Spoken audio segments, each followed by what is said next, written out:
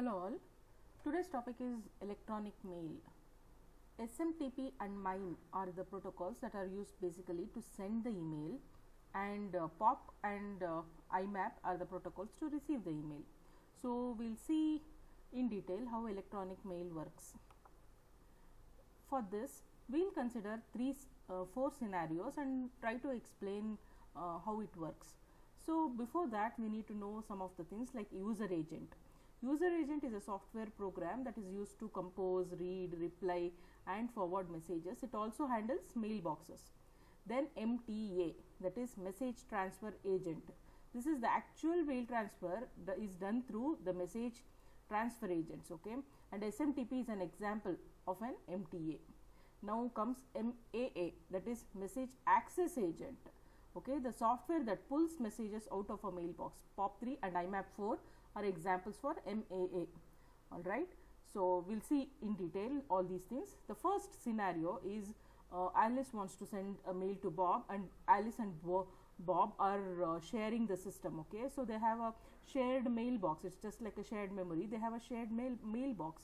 So when Alice wants to send a message to Bob, of course UA is required. UA is user agent, which is used to compose the mail, to retrieve the mail, all these things. So UA is used to compose the mail, and that message is placed in Bob's mailbox, and Bob receives it from the mailbox and he reads it, okay. So they are sharing the system, and it's a very simple setup, okay. As you can see here, sender and receiver on same system, so need only two UAs.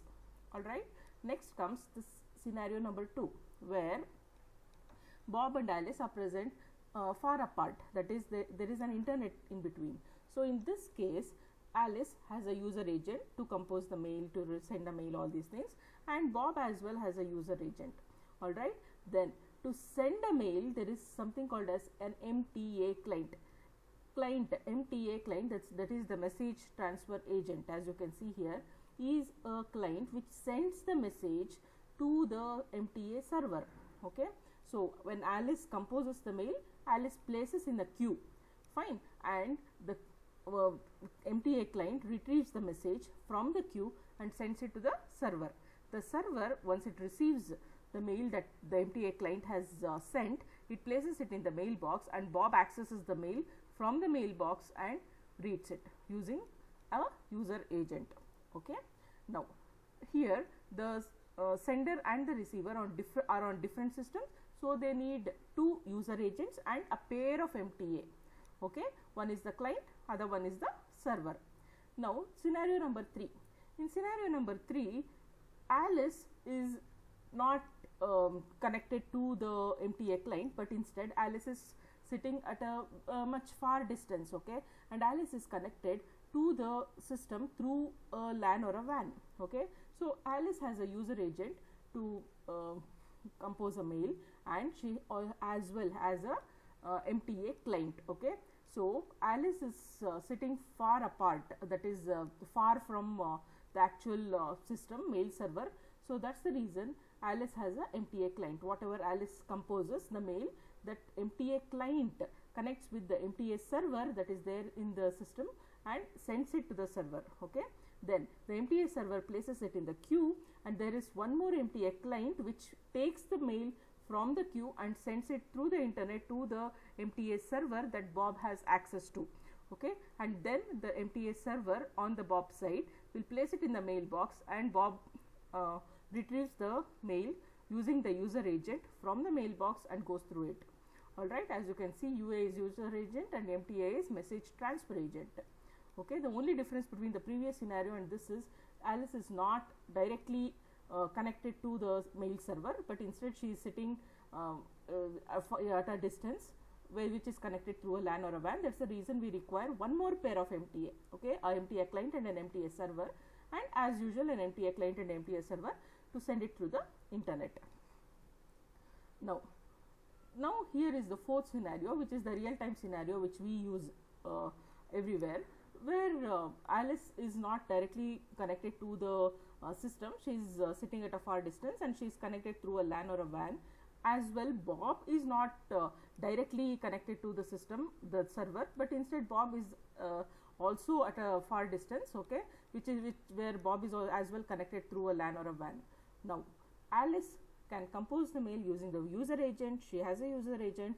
Bob as well has a user agent to manage the email.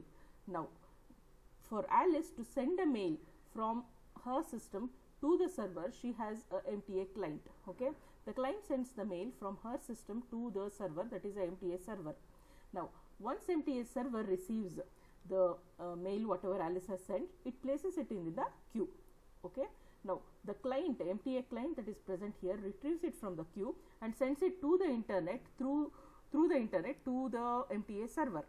Now MTA server at the other end will place it in the mailbox, and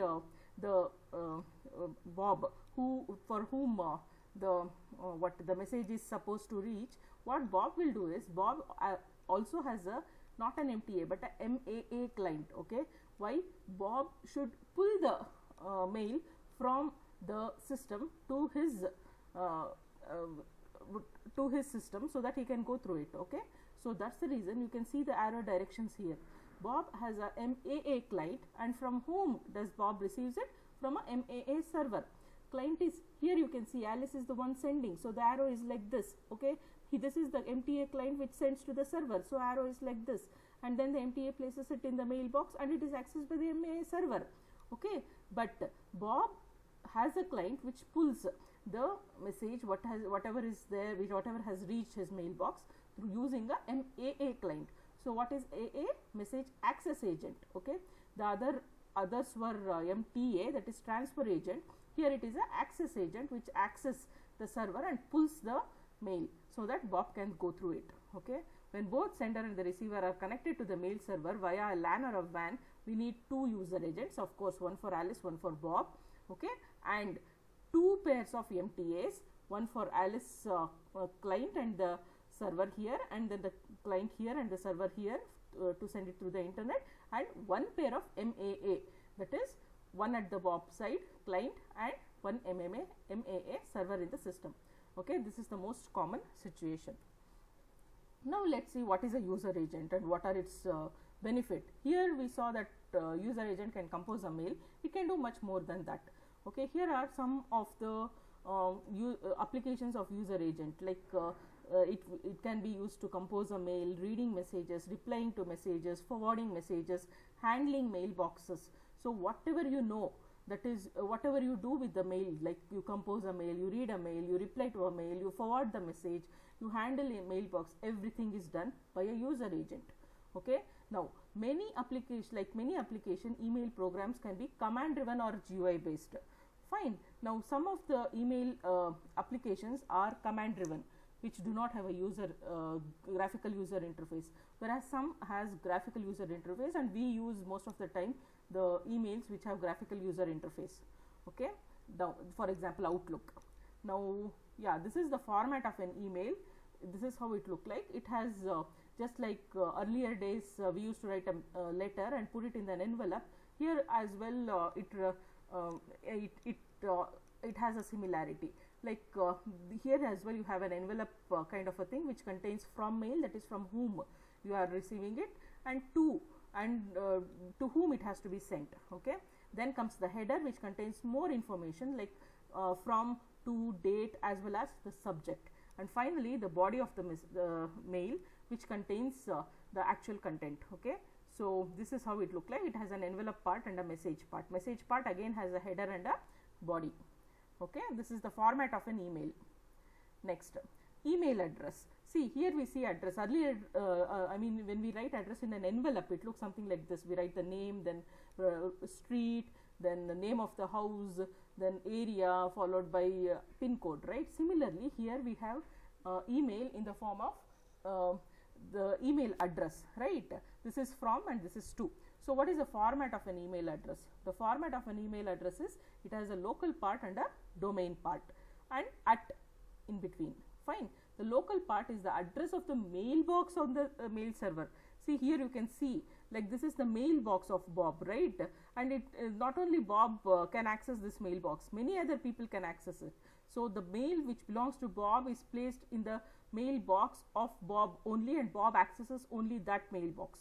Okay, so how is that mailbox identified? Using the local part. Okay, and how is the server to which it has to be sent identified? That is the domain part.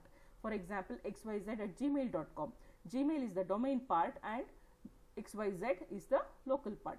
Email also allows one name, an alias, to represent several different email addresses.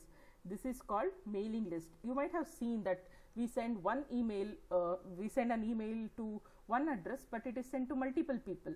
For example, the whole computer science department can have only one email ID. We send only to that, and everybody in the department receives the mail, right?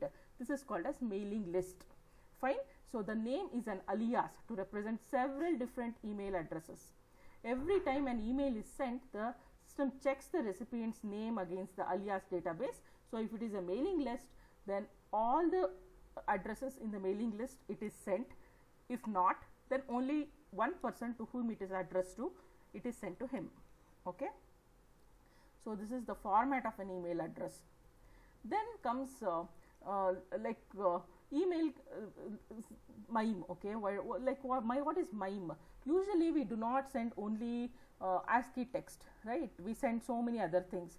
We can compose mail in Kannada, English, Tamil, Telugu, or any Indian or any European language, correct? So it's not just an ASCII code.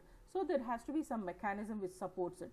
As you can see here, email can only send messages composed as a 7-bit NVT ASCII. What is NVT? You already know, Network Virtual Terminal. We have seen this in Telnet and FTP as well, correct? So whatever is, it may be in different format. When we send it into the network, we always send it in the format for 7-bit NVT format, correct? So what if you tried to send a file that was not in 7-bit ASCII? For this purpose, MIME is there, that is Multipurpose Internet Mail Extensions. It allows an email system to send non-ASCII data. Okay, so user agent may compose a mail in Kannada, that is a non-ASCII code. Now MIME, what does MIME do? MIME converts it into a 7-bit NVT ASCII. Okay, and then there is a MTA, that is message transfer agent, and then it sends it to the other end, and again there is an MTA which converts it into a 7-bit NVT ASCII. It receives the 7-bit NVT ASCII, and then it converts it into non-ASCII code and gives it to the user. Okay, just because of MIME, we are able to send non-ASCII characters as well. Fine. So this is the benefit of using a MIME. Now MIME defines 5 headers that can be added to the original email header section to define the transformation. MIME header has defines 5 headers. Okay, what are those? MIME version, usually it is the latest 1.1. Then the content type, what kind of content is present in the email, okay, type or subtype. Then content transfer encoding, what kind of encoding is being used in this email. Content ID, that is to identify the message, okay, that is the unique message ID. Then comes content description, textual explanation of non-textual contents. It could be of image, so textual explanation of the image. So this is content description. These are the 5 important things that are part of the MIME header. Okay, you can see some things here, like for example here you see content type, right? So what is the type? It could be text. The subtype could be plain text or HTML. If it is already an ASCII, if it is already a 7-bit ASCII, MIME is not required. Okay, and if it is not a ASCII, then MIME has to be applied.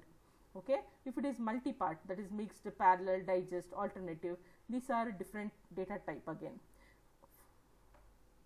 Yeah, so what is multi-part? The body contains multiple independent parts.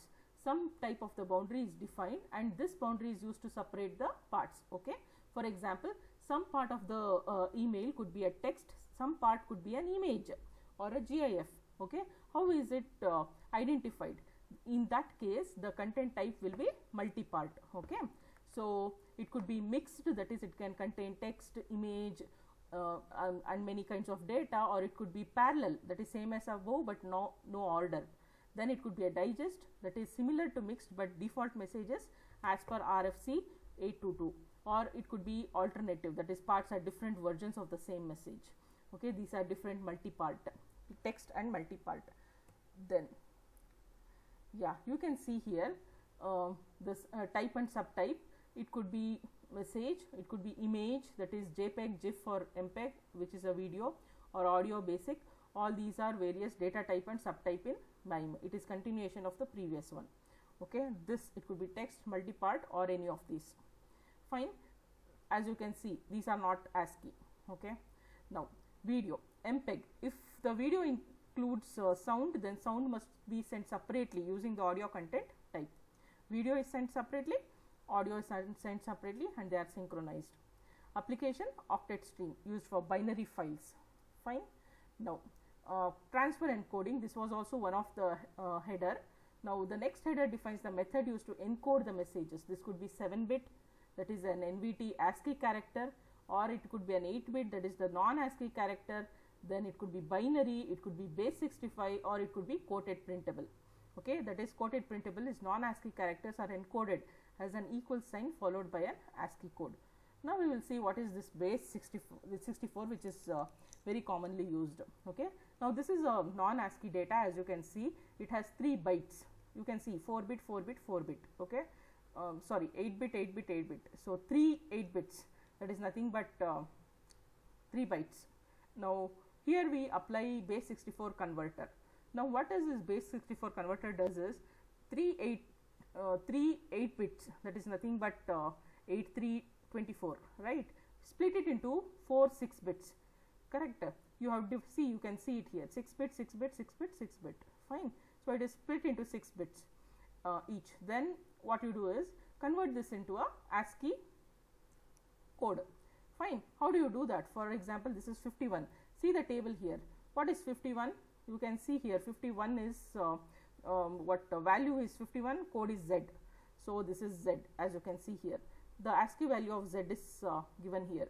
This is how, see, you are converting a non-ASCII data into a ASCII data here using the base 64 converter. This is how conversion works. Fine. Here it is 8. Here you can see that if the code value is 8, then the code is I. Alright. So I ASCII value of I is replaced here. This is how it is converted using this base 64 encoding table. Fine. Now as you can see here, most of the cases in base 64 it has only 25% overhead. Why? Because most of the characters will be ASCII characters. Only those characters which are non-ASCII, only that has to be converted to ASCII format. Okay, you can see here all these are ASCII formats, and only this byte is non-ASCII. That's the reason that only that byte got converted to ASCII data. Okay, so this is the reason the overhead of base 64 is only 25% overhead. Fine. Now we will see SMTP.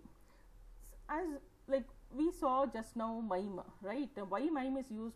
Because we don't send only ASCII text, we send non-ASCII text as well. So there has to be a mechanism. That's the reason MIME was introduced in mail transfer. All right. Now the actual mail transfer requires message transfer agents, MTAs. The protocol that defines MTA client and server. See, in the 4 scenarios, whatever I explained, the last scenario and few of them, they had MTA client and a MTA server. What is a MTA client? It is a client which sends the mail to the server, right? So this MTA client and server, whatever just now I explained, this MTA client, there has to be some mechanism, there should be some standard. That is nothing but a protocol, right? So the protocol that is used for MTA client and the MTA server is SMTP, Simple Mail Transfer Protocol. Okay. Now SMTP is used once sender and sender's mail server, and then again between the two mail servers. This is the 4th scenario that we saw, right? So there you recall there was a MTA client at the sender side, there was a MTA server at the mail server, correct? And there was a MTA client and there was a MTA server. Now here the SMTP protocol is used for the communication between these MTA client and server. This is the first communication. between the client and the server, that is from the sender to the mail server. Then another communication between the mail server to the mail server, where here at the sender side there is the client, MTA client, and the server side there is a MTA server. Okay. So here SMTP used, here as well SMTP is the protocol. So SMTP is used once between sender and sender's mail server, then again between two mail servers, this to this, this to this. All right.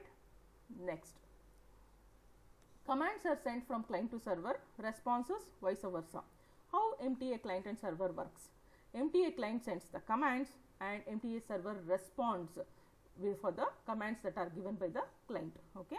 Commands consist of keywords followed by 0 or more arguments.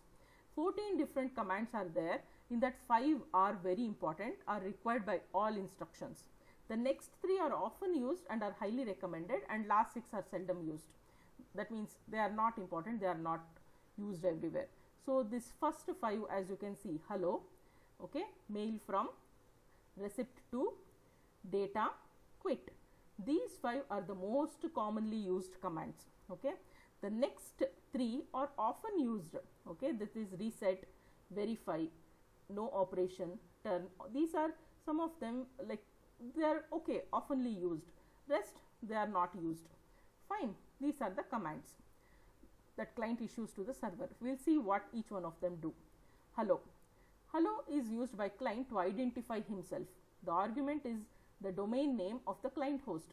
The client says hello, okay, hello, and he gives his own email address to identify himself. Mail from, used to identify the sender of the message. Okay, who is the sender? That is this. Okay, then first one is the domain name, second one is domain name with the local address. Okay, then receipt to whom it has to be sent, used by client to identify the intended recipient of the message.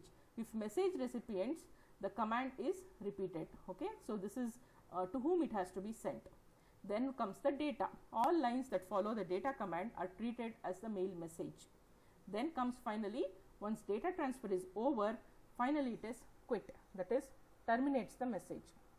Okay, these are few other commands that are often used, that is reset, then verify, and then no operation. These are oftenly used.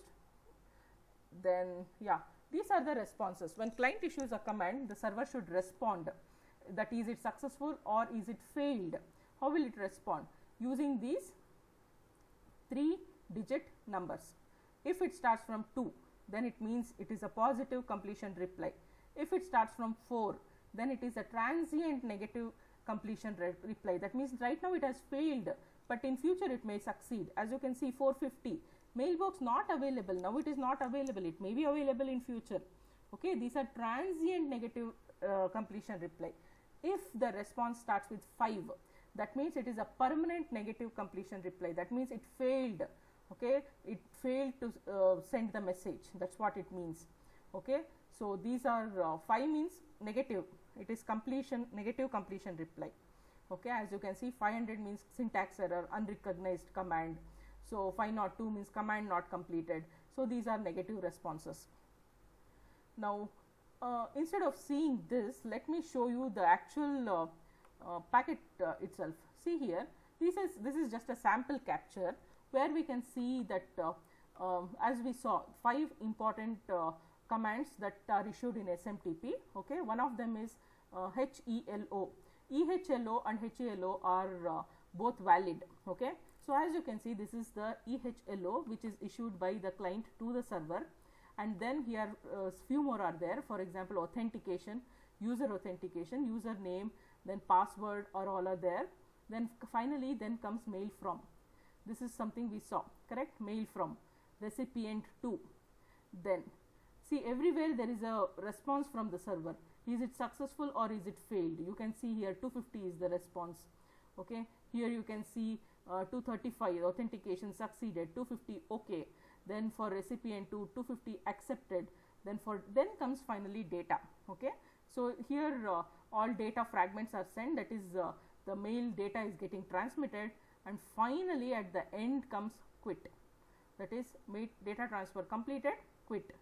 So, this is a sample capture that I am showing it to you, and this is how it works. Okay. The same thing is shown here. As you can see, the SMTP means MTA. So, MTA client is there, MTA server is there. Now, MTA client establishes a connection with the MTA server. So, when it is ready, it says 220 service ready. Then EHLO I showed, EHLO, HALO both are valid. It sends EHLO and identifies itself, gives its own identity. Then it says OK, 250 OK. Then comes the mail from, receipt to, then finally data transfer, which has a header and the body. Then finally the server says 250 OK, I received the mail. Then the client says quit, and the server says 221 service closed. So, connection between MTA client and MTA server is closed. Okay. Now, here same thing using Telnet, how you can do the same thing, that is explained here. Okay. So, you should know one more thing, that SMTP port number is 25, that is the SMTP server always runs on port number 25. I can show it to you, just a second. Yeah, here you can see this is response from the server, right? Now, can you see the source port is 25, that means the server is responding here with the response message. Obviously, source port will be the 25. Then if it says quit, then destination port, the message is being sent from client to the server. So, the destination port is 25. Okay, you can see it here, it is 25. So, SMTP uses port number 25 at the server end. Yeah. So, now we saw MTA. What about MAA, message access agent? Message access agent uses POP or IMAP. Always remember, MTA, that is SMTP. There the client pushes the message to the server, whereas in MAA, that is message access agent, the client pulls the message from the server to the client. Okay. Here it is push, there it is pull. Fine. And for MAA, the two protocols are POP3 and IMAP. Fine. We will discuss the same now. As you can see here, here it is SMTP, here it is SMTP, and the last phase where Bob retrieves the mail from the mail server is using POP3 or IMAP4. Fine. Now, what is POP3? POP3 is a simple and limited in functionality, and the POP3 client on user machine and POP3 server on the mail server machine. Okay. The client opens a connection to the server on the port 110, that is POP3 runs on the port number 110. So, here the client opens, if it is using POP3, then the client opens the connection with the server on the port number 110, and then it sends its username, password to access the mailbox, and then the user can access the email. Fine. As you can see here, this is how POP3 client and server work. Okay. Client authenticates itself with the username and the password, then it lists all the emails that has been received for this client. Okay. It lists all the emails.